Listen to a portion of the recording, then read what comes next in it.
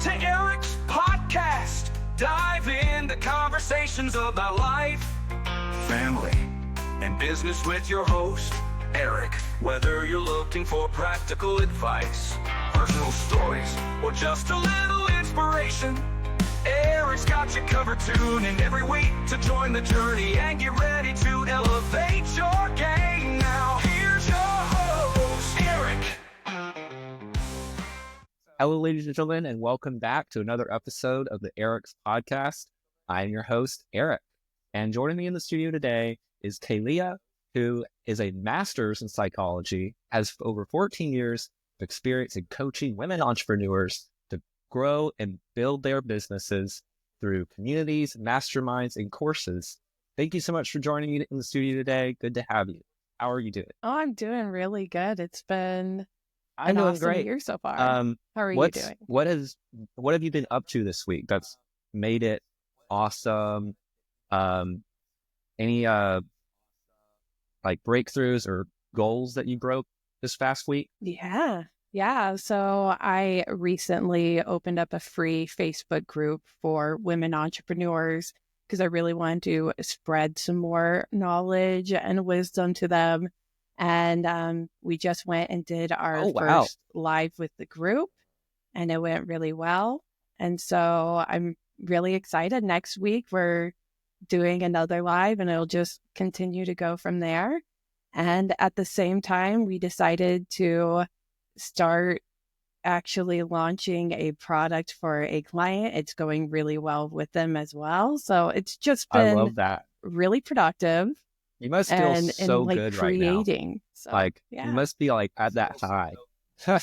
Oh, it's like, yes, absolutely. Like when you are able to just positively impact one person's life, like that's what gets me going. I'm like, if one person sees this and knows like, this is for me, I need to know more. This has, awakened my insight into what's really going on in my life and how I can change it. Let's do it. I'm like, yeah, like. So tell me about your Facebook group. Going. Yeah. Tell me a little bit more about it. What is it focused on?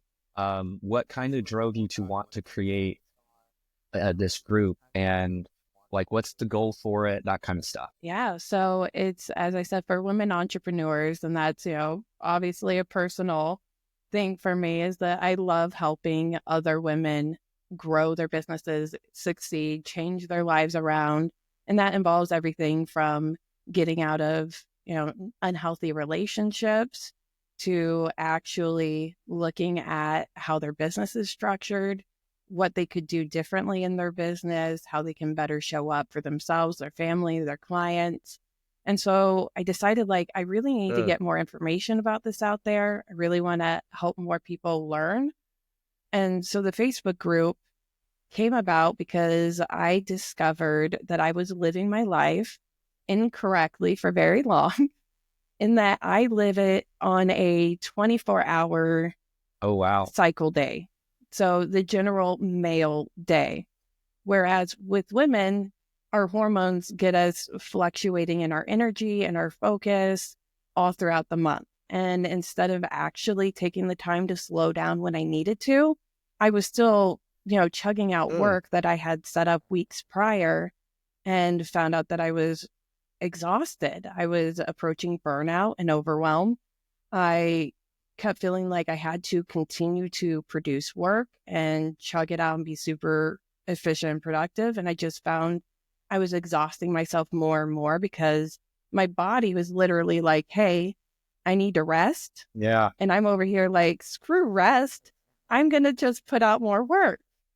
And it, I mean, it's still kind of a good kind of like. And why am I so tired? That's kind of the entrepreneur spirit, though, right? Like you just want to get it done. You want to keep getting it done, and your body.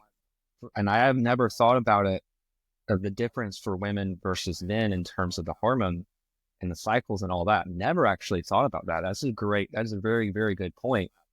But also, like, I know for myself, I'll reach burnout very easily if I don't take a step back and take a breather. And, but you're right. It's like, I don't want to do that.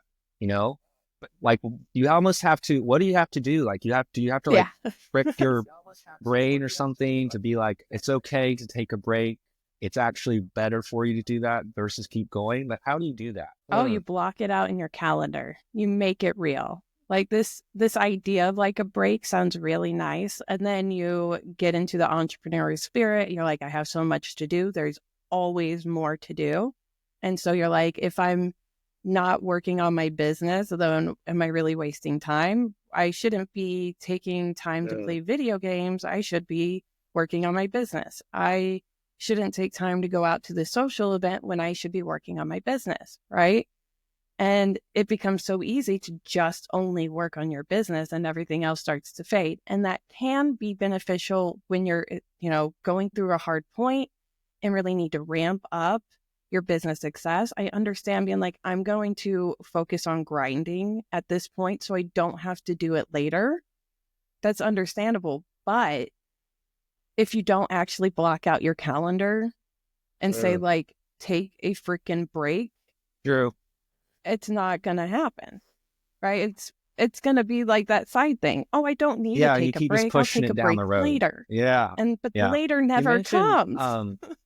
Trauma and getting and coaching women who might be in some kind of abusive relationship or something like that. And can you go into a little bit of, for the listeners, some detail on like first of all, how do you even identify that you're even going through something like that?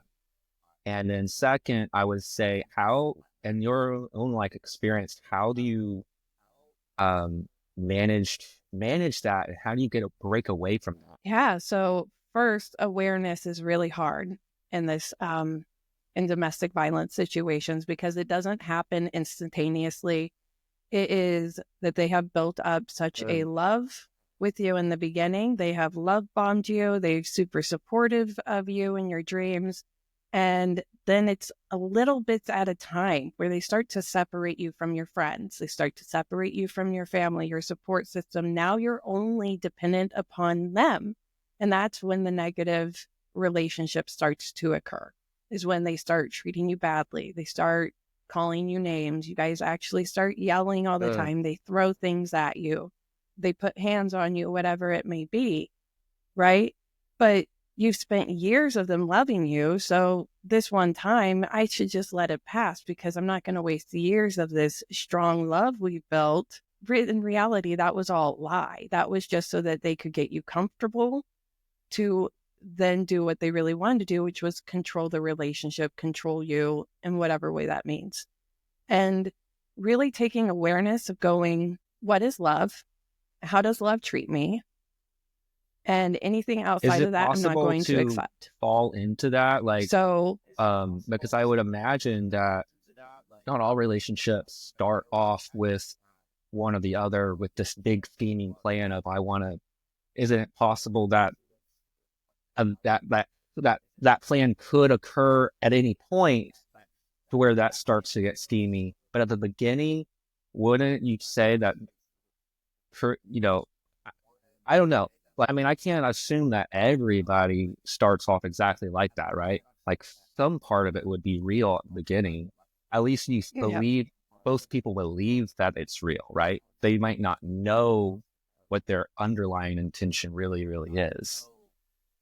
Because does that make sense? What I'm pointing at? I think, I certainly think like when looking at my situation, I do think that at some point my ex thought that it was real in the beginning, that they really loved me, but their actions continued to demonstrate, even at the beginning, that they were not. I wasn't aware of the actions in the beginning because I was being so love bombed that I was oblivious to the fact that they were bussing people in from out of state to have relationships with them.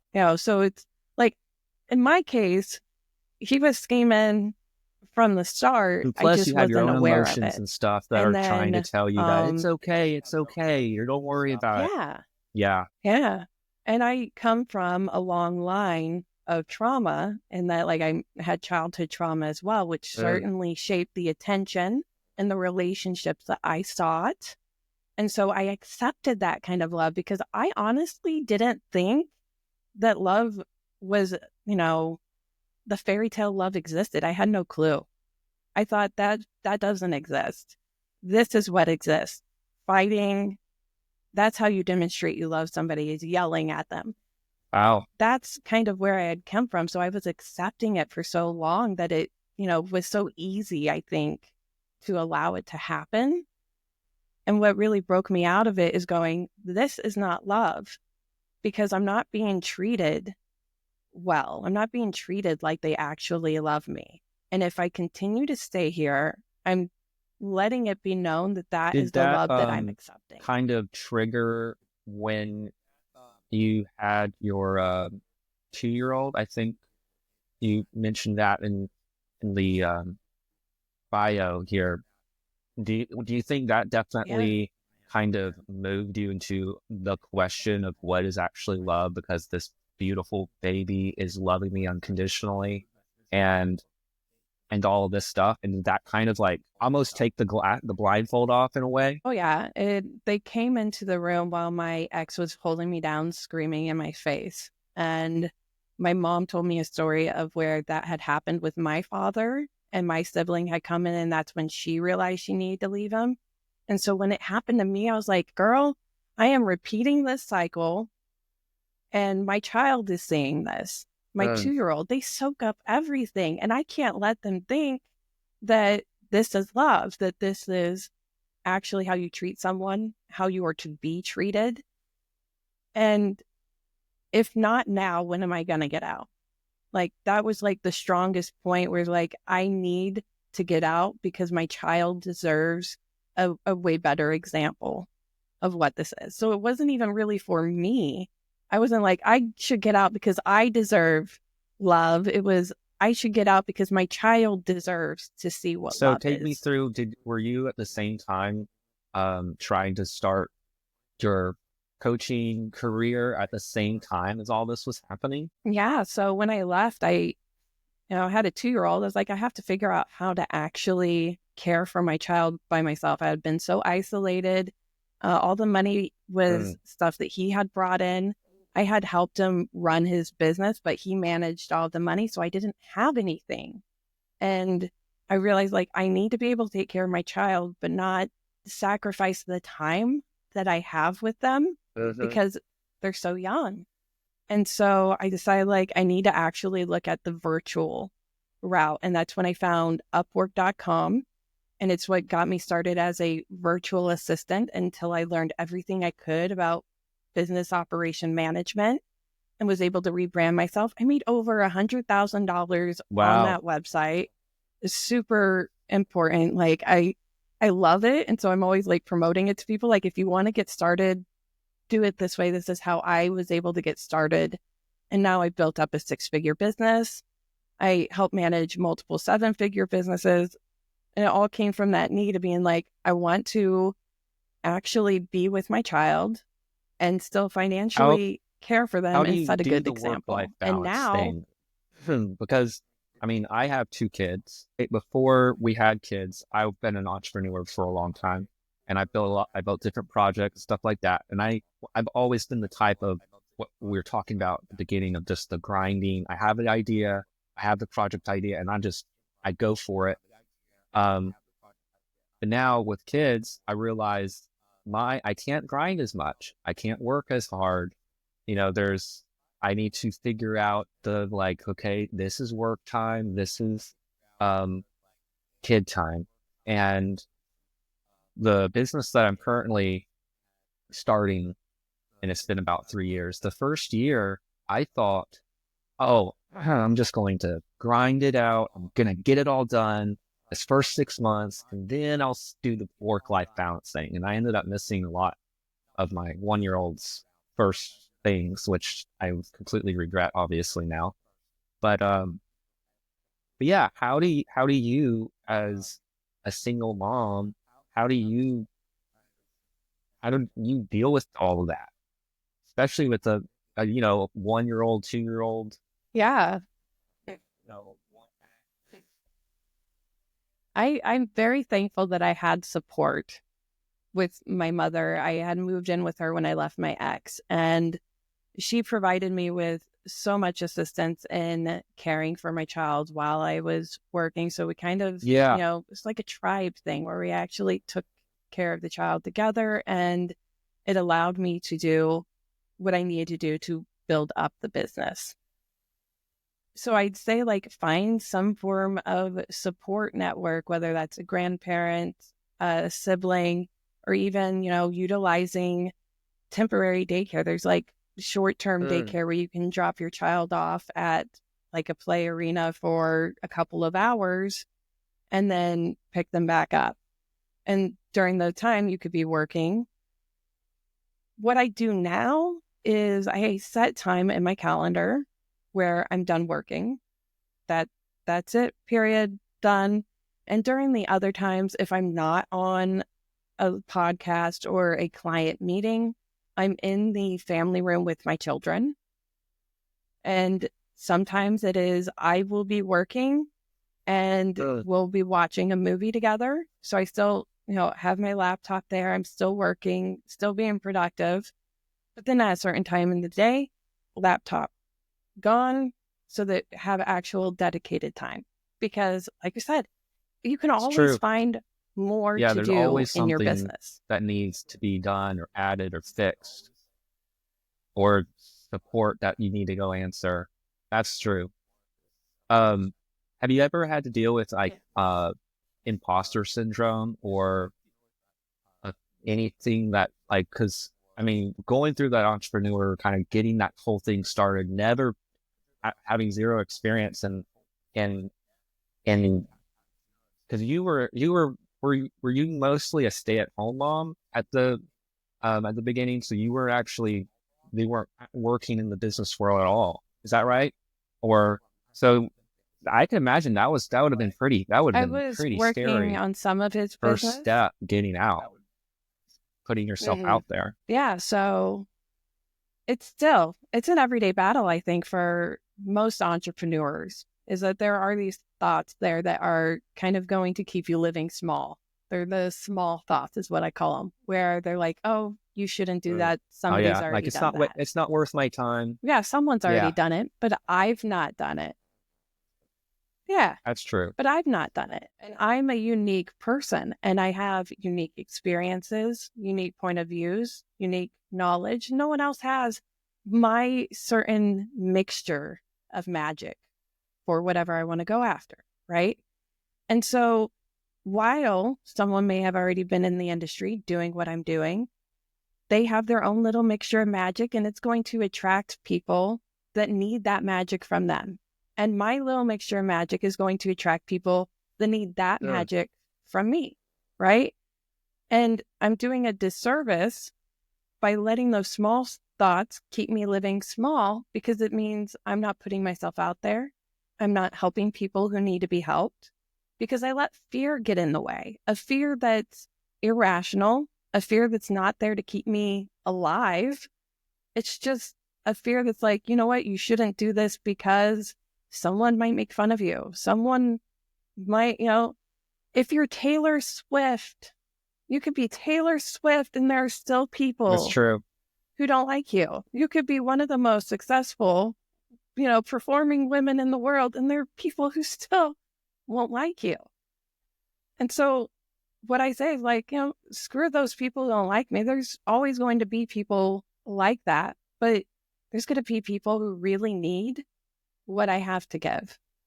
And so I'm going to ignore the small thoughts, and I'm going to do big action instead, and actually just start to do it. Prove those thoughts wrong. So when they go, who are you to be speaking on podcasts? I'll be like, I'm the podcast guest queen. What do you mean? When I first started this podcast, I actually had the exact similar thought of, who am I to even, first of all, who am I to think that I'm going to be able to do anything, to give advice or do anything? Like, what do I know? And then I just talked to myself. I'm like, Eric, you actually have done a decent amount of things that you have skills. You can share those skills. You can talk about your own experience. And so I'm like, yeah, you know what? That's probably right. I probably can. And then, of course, it evolves to bring guests on like you, and that's even better because it's like we have a platform now and can share and help people. That's, I think, the whole goal. And what would you say to a person where they feel alone? Everybody around them is basically just not, you shouldn't be around them, but you can't really escape them in a way because they're either your best friends or like, maybe they're your siblings or parents or whatever, and you don't want to just shove them out of your life.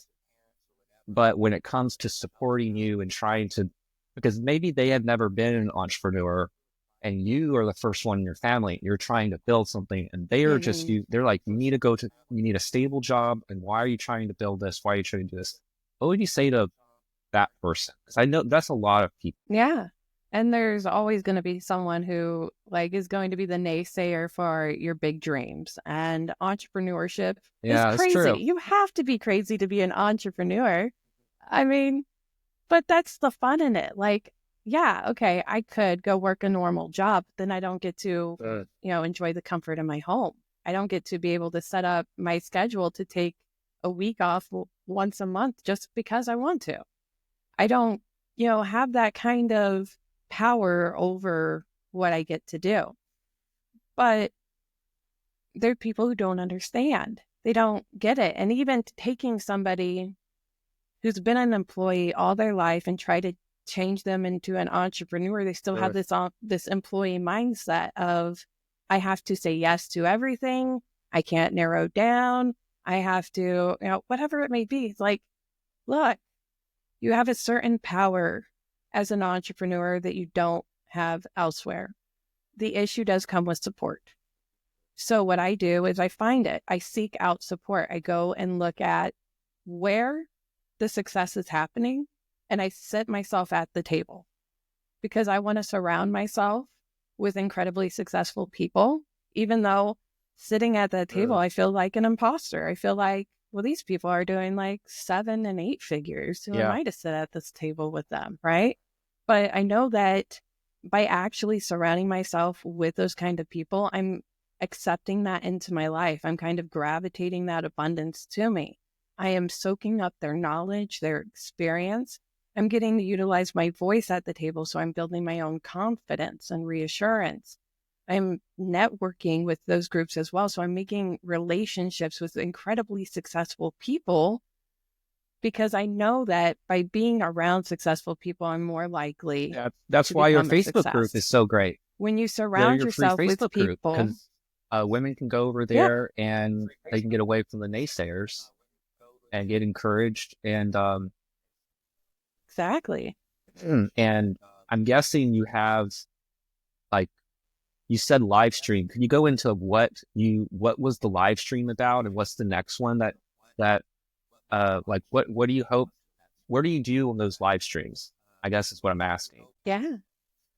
So the live streams are done by me and my business partner, Jody Stockton. And we talked today about how to work less and make more by aligning your life and work with your cycle.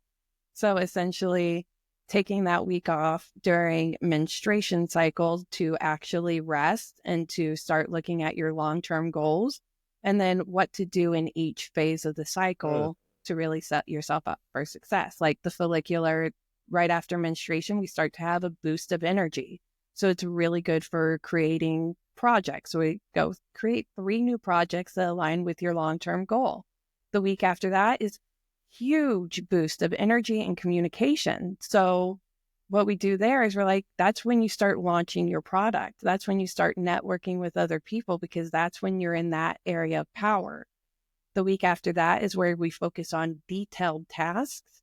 They're not big thinking, big idea tasks, because we're starting to close off our work to allow ourselves to rest for the week after. And so it's really about really helping women align their lives and their works with their with their schedule, with their cycle, with their big goals, and really helping them see like, okay, I have been living in a traditional 24-hour cycle life, but my body's on a 28-day cycle, and I need to start living according to that and just testing it out and seeing like where I feel that I'm getting like a boost of energy. Because I know if I rest this week, next week I'll have the energy to really churn out You incredible mentioned product.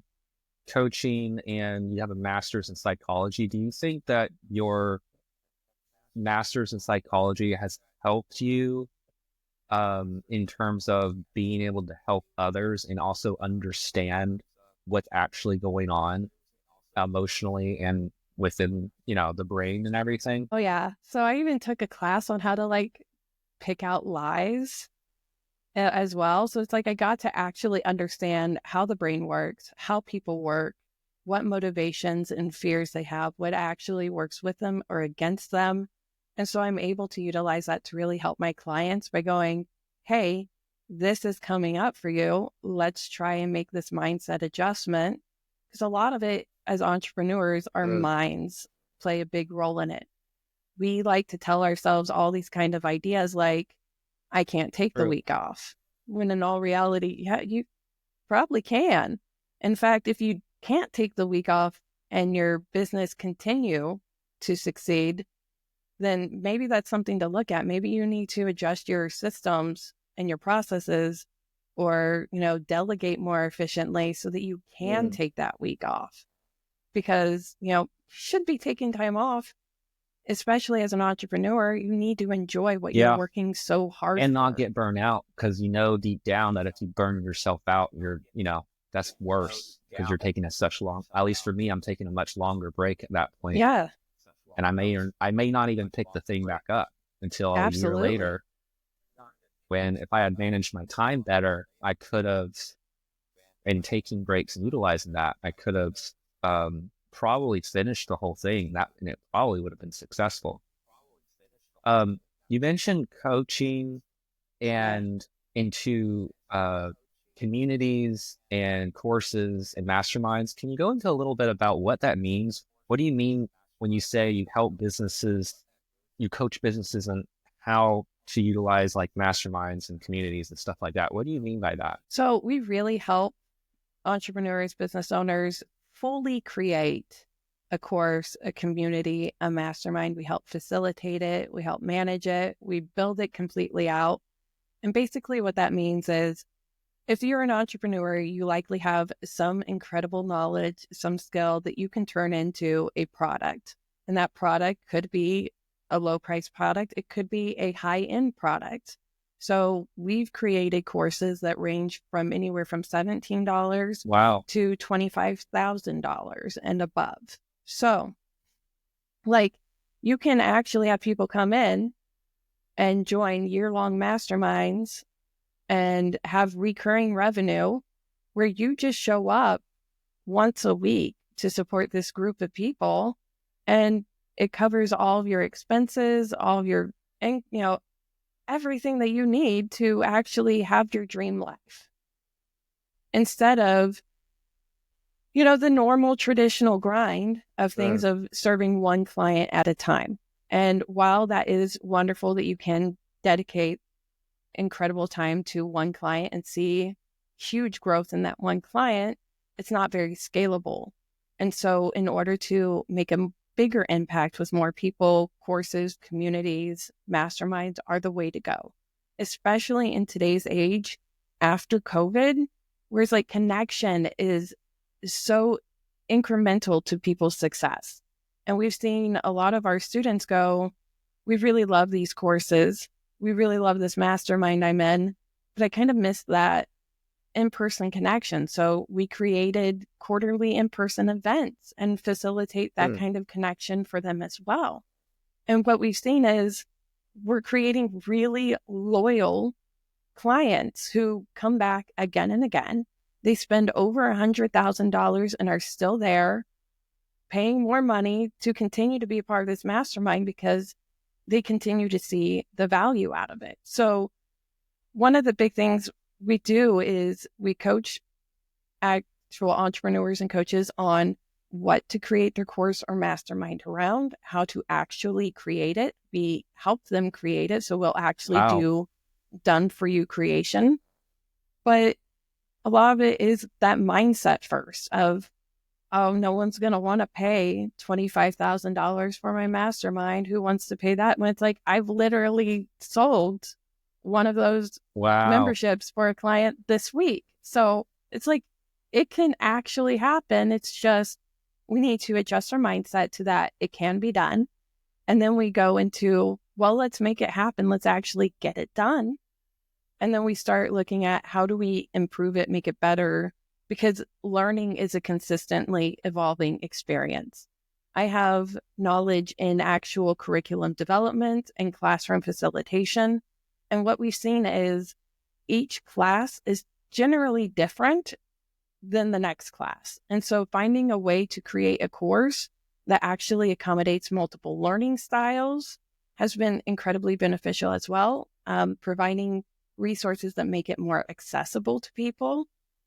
So it's those little touch-ups that we do that, accelerate that kind of growth and satisfaction. And then our clients keep coming back for more. Do you guys do the advertising like, hey, can we create a new course? Or create how to add? How do you advertise? No, we do not.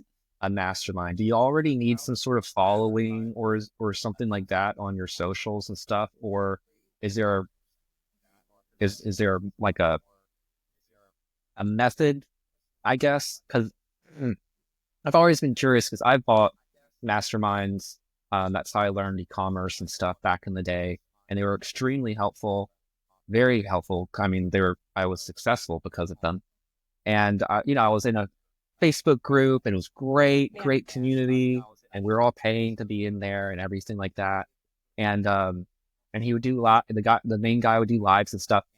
But the way that I found him was off of his YouTube channel that he was doing. And then he put together a mastermind for his subscribers. So I'm curious, how do you sell them? How do you advertise it? What do you need beforehand? Yeah, so you don't need a list. It's always good to have a list. If you don't have a list, you might as well get started on building one now, because while you may have a social following, that stuff's not guaranteed. I've seen people lose their social accounts and then therefore lose all of their following and don't have a list to back it up. So if you don't have a list built up, create an opt-in, start putting it out on your socials to get people onto your email list. But you don't need one to start selling a mastermind.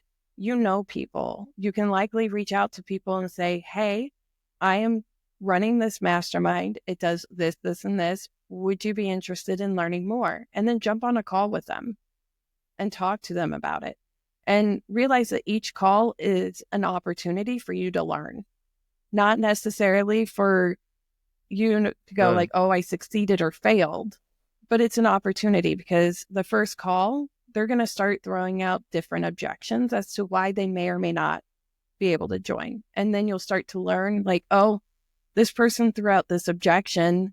I don't feel like I handled that objection very well. So let me figure out a way that I can handle that better on my next call. And then just consistently improve your approach to how you're handling your consultation calls. What are some so tips, that you can make that sale based off your experience to handle rejection? Like, what if, you've done 20 calls, you've been rejected on all 20 of them. Yeah. Are you keeping like a list of notes of what are the most common things for every call and stuff like that? But how do you like mentally handle it? Yeah. Because if you were a first time person and you've never done this before, I could imagine, I know like for myself, I might be hard on myself. I might take it more personally. How do you manage that? Yeah. So one of the things that I learned early on from a mentor of mine, and I think it would really help your audience, is that people don't give a damn about you. They don't care who you are. They really don't. They care about what it is that you can do to improve their life, right? So if we take out that personal element of, it's not that they don't like me, it's that they think that whatever I'm offering can't change or improve their life, then we're not looking at it as That's a good point. They don't like me. we're looking at it as a, like, what can I do differently? And so what I do after every call is that while each call we take notes, but afterwards it's what went well, what could have gone better. And so based off those, I start looking at, okay, what can I do to adjust my next call? And just kind of look at it from a data perspective. Like, how comfortable were you on the call? Did you feel like you had to scramble to find answers to their objections? Did you feel like you didn't answer this part clearly? At what point did you feel like you lost them? And in some cases, it may be that you need to go and get some training on how to be a better speaker.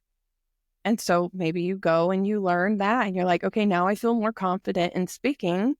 So I know that that's likely not the problem with this offer. Maybe the offer isn't compelling enough.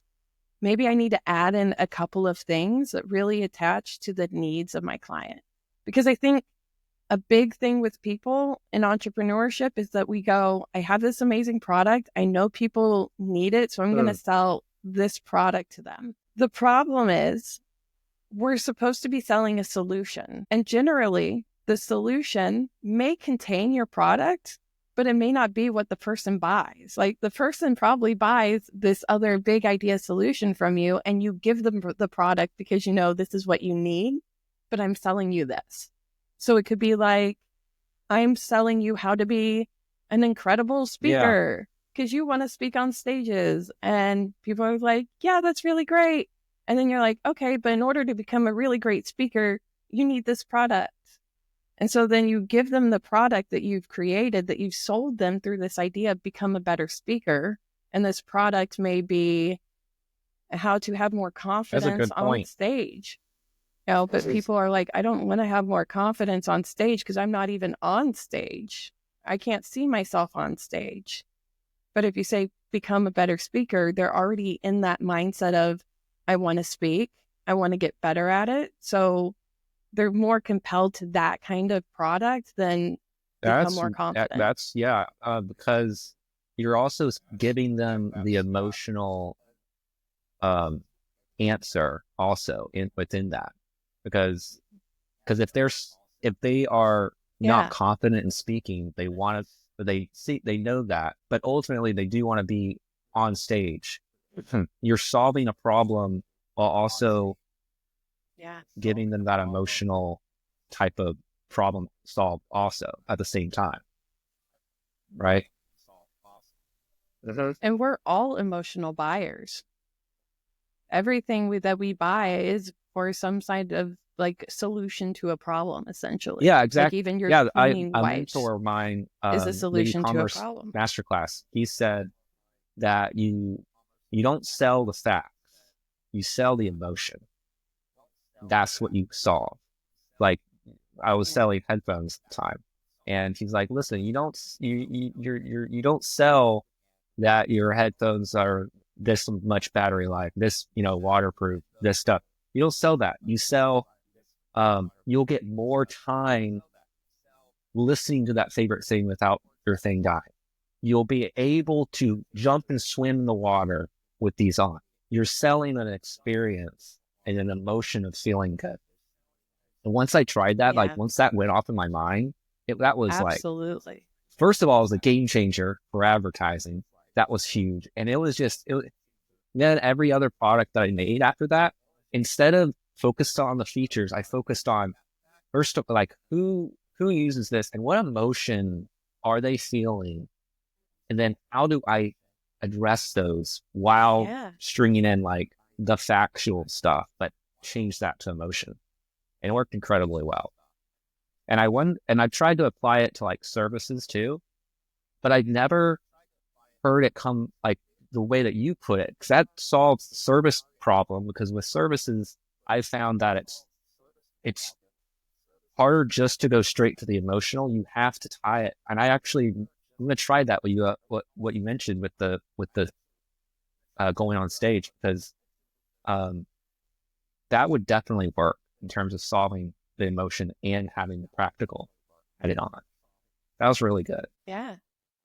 So I like to look at it from who are my people before they get this service or product, where are they at in their lives? And I actually like write out what they do in the morning at 8 a.m., at 2 p.m. Like I actually pull out an agenda of like, this is the person before my service. And then after my service, this is what their day looks like. And this is the day that they want. So I can look at this outline of a day and go, okay, based off what this day would look like for them and what they actually want, I can use this kind of messaging in my sales to them and be like, you're doing this when you really want this. And so I'm getting really specific, and that provides a deeper connection with people because they go, oh, yeah, they actually know what I'm going through. Yeah, I do something similar where I'll go to a bar. This is just my routine, everybody's, but I'll go sit at a bar and I'll get out my notepad and I'll try to put myself in it's very similar. I haven't done the whole day yet. I should actually try that. That sounds really good. And I have been having some trouble with a persona right now that I'm trying to figure out. But yeah, I'll sit there and I'll just think, okay, exactly. Who am I in this person now? What am I emotionally thinking? Am I stressed all day long because I've been working 9 to 5 and I'm super stressed out? Like, what am I feeling right now? And I would go down the list and I'll just add all the different things. And that helps a ton. Before you even approach the advertising part, before you even do the creative, do the persona first. It's probably the best tip that at least a beginner you could give. Yeah. Okay. Well, what does the future look like for you this year? Like, what's some goals so that we can touch base maybe at the end of the year, do another episode, if you're open to it, and to see where you are. What's the future look like, and where can the women in the audience find you? What's the best way if they want to connect? The Facebook group, I'm sure, would be great. I can add links and all that stuff. Yeah.